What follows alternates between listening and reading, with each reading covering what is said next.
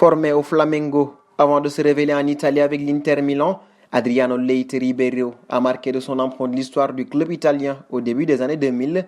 Monstre de puissance, l'ancien international Auriverde fait partie de la catégorie des joueurs qui n'ont pas connu une carrière à la hauteur de leur talent.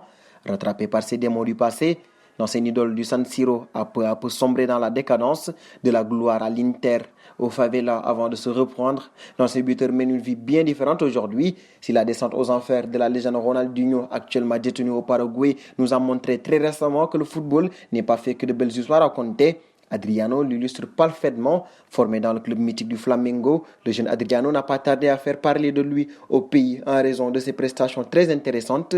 On sait un peu partout en Europe, c'est finalement l'Inter qui réalise la bonne affaire en 2001 en enrôlant en provenance du club brésilien.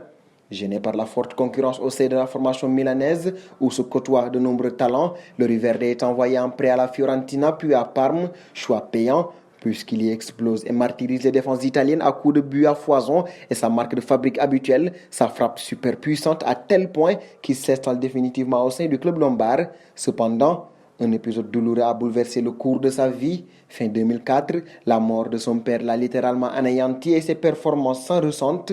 Quand il a reçu cet appel lui annonçant la mort de son père, nous étions dans la pièce. Adriano a raccroché et s'est mis à hurler d'une façon que personne ne peut imaginer. J'en tremble encore aujourd'hui, témoigne Javier Zanetti. Plus rien n'était comme avant pour le joueur qui a sombré dans l'alcool et la drogue au point de ruiner sa carrière professionnelle. Malgré une participation au Mondial 2006, il n'a jamais réussi à retrouver son niveau d'antan et enchaîne les clubs en vain.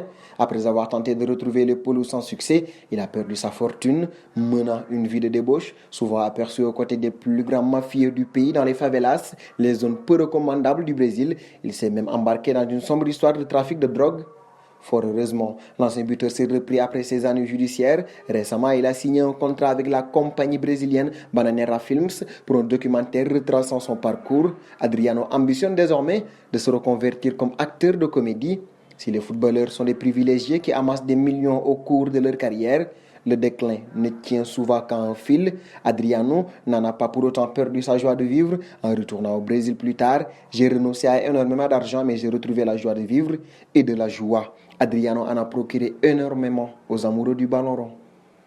Abonnez-vous sur la chaîne Afrique Sport pour de nouveaux contenus exclusifs de vos sportifs préférés. N'oubliez pas également d'activer la petite cloche pour ne rien rater.